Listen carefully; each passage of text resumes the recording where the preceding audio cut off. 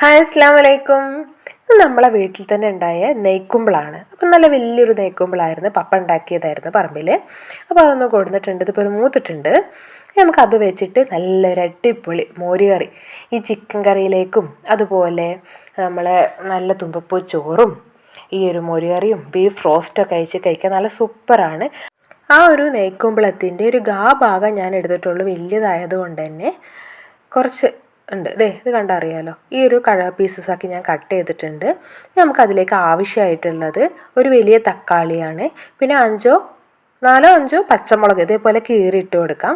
പിന്നെ അതിലേക്ക് ഞാൻ ഇടുന്നത് കല്ലുപ്പാണ്. ഒരു കയ്യിൽ കല്ലുപ്പ് വലിയൊരു സ്പൂൺ ഇടാം.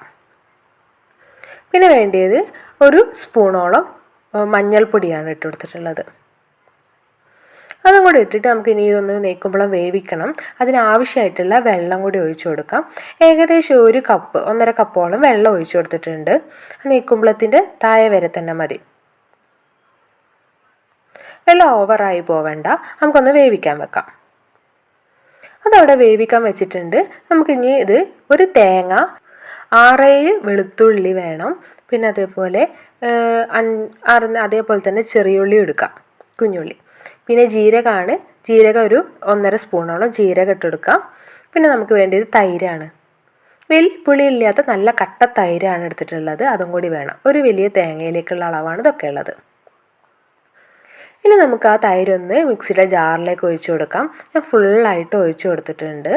ഇനി നമുക്ക് ആ മിക്സിയുടെ ജാറിലേക്ക് തന്നെ ഇത് എല്ലാം നമുക്ക് ഇട്ട് കൊടുക്കണം. കുഞ്ഞുള്ളി, ചെറിയുള്ളി നമ്മൾ അരിഞ്ഞത് ഇട്ട് കൊടുക്കാം. പിന്നെ വെളുത്തുള്ളി ഇട്ട് കൊടുക്കാം. പിന്നെ ഒരു വലിയ തേങ്ങ ചിരകിയത് ഇട്ട് കൊടുക്കാം.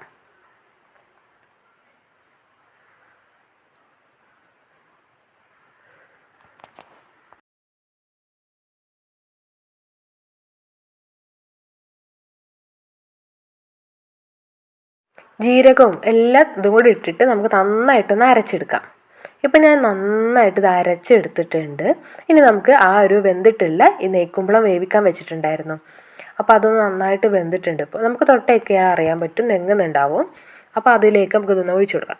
വലിയ വെള്ളമൊന്നുമില്ല, കുറേശ്ശെ വെള്ളം ഒഴിച്ചിട്ടല്ലേ വേവിച്ചെടുത്തിട്ടുള്ളത്. നമുക്കതിലേക്ക് ഇതും കൂടി ഒഴിച്ചു കൊടുക്കാം. എന്നിട്ട് ഒരു കപ്പോളം വെള്ളം കൂടി ഒഴിച്ചിട്ട് ഏകദേശം 1 കപ്പോളം മിക്സിയിലേക്ക് വെള്ളം ഒഴിച്ചിട്ട് നമുക്ക് ചുറ്റിയിട്ടൊന്ന് ഒഴിച്ചു കൊടുക്കാം. എന്നിട്ട് മീഡിയം ഫ്ലെയിമിൽ വെച്ചിട്ട് നമുക്ക് ചെറിയതായിട്ട് ബബിൾസ് വരുന്ന വരെ നമുക്കൊന്ന് വെയിറ്റ് ചെയ്യാം.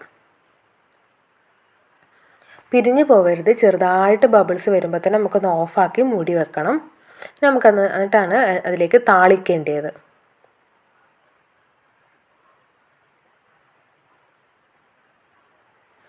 അപ്പോൾ നമ്മൾക്കിങ്ങനെ ഇളക്കിക്കൊണ്ടിരിക്കണം.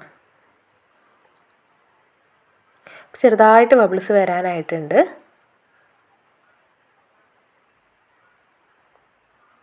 ഇനി നമുക്കതിലേക്ക് താളിച്ചൊഴിക്കാം. 1.5 സ്പൂണോളം കടുകിട്ട് അതിലേക്ക് നമുക്ക് വറ്റൽമുളക്, ഒരു 4-5 വറ്റൽമുളകും ഒരു പിടിയോളം കറിവേപ്പിലയും കൂടി ഇട്ടിട്ട് നന്നായിട്ടൊന്ന് താളിക്കാം.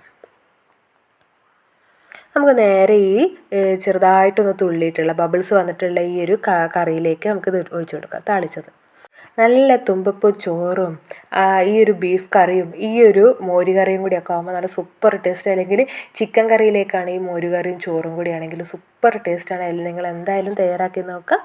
ഇൻഷാ അല്ലാഹ് നല്ലൊരു വീഡിയോ ആയിട്ട് നമുക്കിനി വീണ്ടും കാണാം.